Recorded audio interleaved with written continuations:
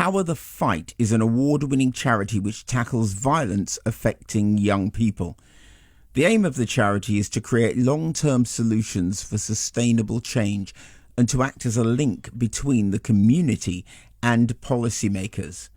Well, joining us now to tell us about the work of the charity and upcoming events is CEO of Power the Fight, Ben Lindsay, OBE. OBE. Ben, welcome to the show.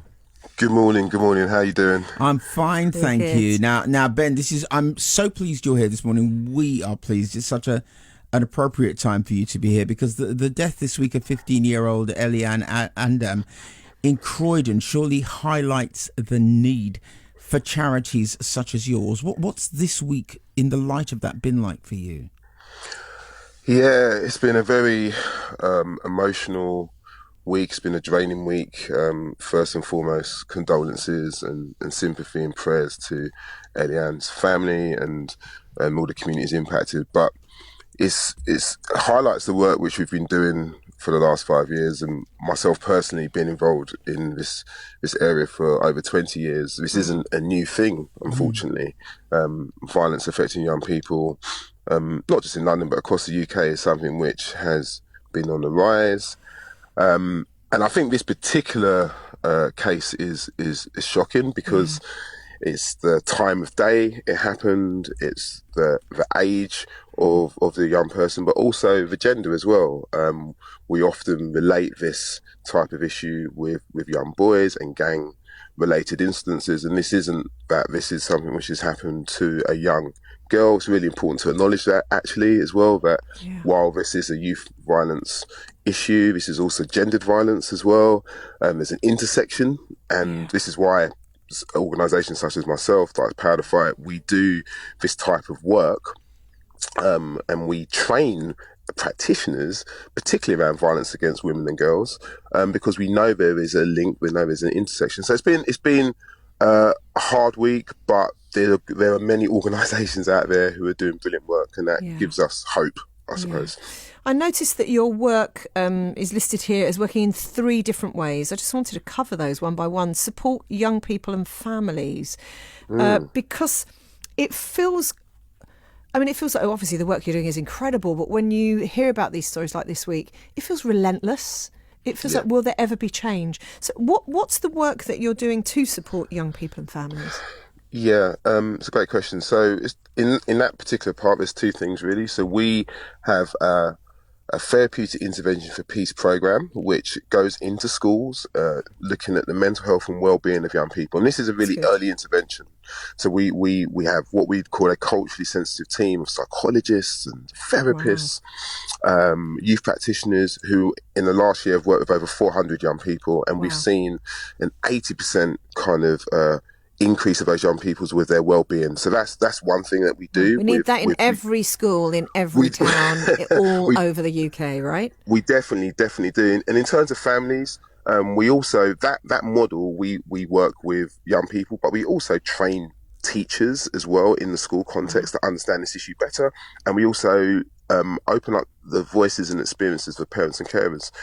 We also support families who have unfortunately lost young people. So we have given over £40,000 to a number of families in the last 4 years, because we know this area actually, when you have lost a young person, there isn't that much support. There isn't that much aftercare. It's not and you're also just expected to go straight back to work and do your life like as it ever was, and your life's just fallen apart. Yeah, absolutely. So those are the 2 main ways in that context. Wonderful. And then you're training and resourcing the communities themselves. Tell us about that work. Yep. So in the last 4 years, we've trained over 14,000 practitioners actually, and that includes teachers, as I've mentioned, NHS staff, police officers, youth workers, because what we are hearing from the people who we talk to in our own research is that actually a lot of practitioners, whether you're a teacher or a youth worker, are not equipped to be engaging with the particular issues that young people are dealing with. Yeah. So some of the training that we do would be, as I mentioned, violence against women and girls, on county lines, understanding the intersection between race and violence affecting young people, and contextual safeguarding. There's many things which we do, and then these practitioners feel better equipped to then go into their workplaces and serve the communities to the best of their abilities. Yeah, because often we find, David and I do lots of work in health education and social care, and we find sometimes people are doing their jobs, there's just these gaps in between, or there's just bits that get missing, and that's where these young people fall in those gaps, where their needs are not quite met. And that brings me on to system change, which is the third area you're working. Tell me how you're doing that.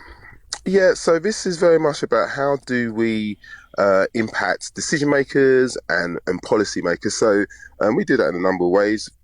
Myself and some of my team, we sit on the Mayor of London's Violence Reduction Unit. That unit was set up to try and address and reduce violence across London. So that is a way for when I sit on the partnership reference group there and I get to talk to the Mayor of London and the VRU, the Violence Reduction Unit team and the directors, I get to feed into actually policies for London. I'm part of the Youth Violence Cross-Party Commission as well.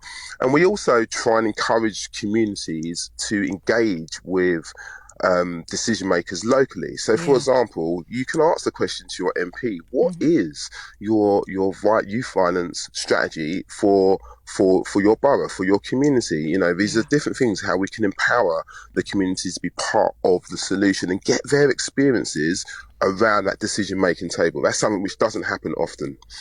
Now, 2 Wednesdays ago, Ben, you won the Charity of the Year award at the Charity Times Awards. Congratulations. And it was said that your charity was cited as a really powerful example of community action with considerable successes, despite only being in existence for 4 years.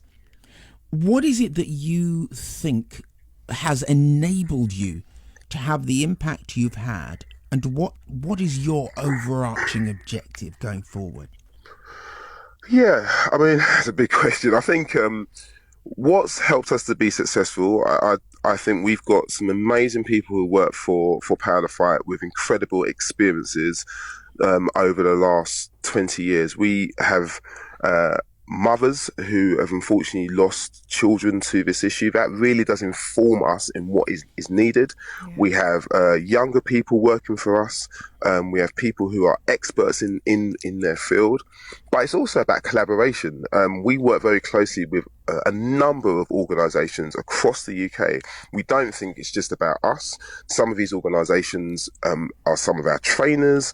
They advise us as well. So I think collaboration is really important. And I think also there's not many organisations who can be the conduit between what we call the ground work, engaging with the families in the communities locally, but also that air piece, which we just spoke about, the policies, the decision makers, that conduit between the two, I think is what's made us successful. In terms of what we need to do next, I think we just need to continue to really listen to the voices of young people and their families. I think what we often do is think we know the answers without really engaging on that level. So I think we need to continue doing that. I think we need early intervention. I think we need support. I think we need to acknowledge that everybody can make a difference with this situation. Yes. Everybody, whether it's a case of, okay, what are you doing personally to engage with young people? How is your work or your place of worship engaging with the community around you? Where are you spending your money and time? Organisations like us and many others are desperate, that we're really under-resourced. So we need the support on multiple levels. So I think if we can continue supporting the great organisations on the ground, we will begin to see a difference, and we are seeing a difference in different ways. Ben, Lindsay, thank you so much for chatting to us this morning. We also wish you all the best for the Royal Parks Half Marathon, which you are taking part in next week. For more on the information of what Ben and the Power the Fight are doing, including on how to support his Royal Parks Half Marathon, you can go to powerthefight.org.uk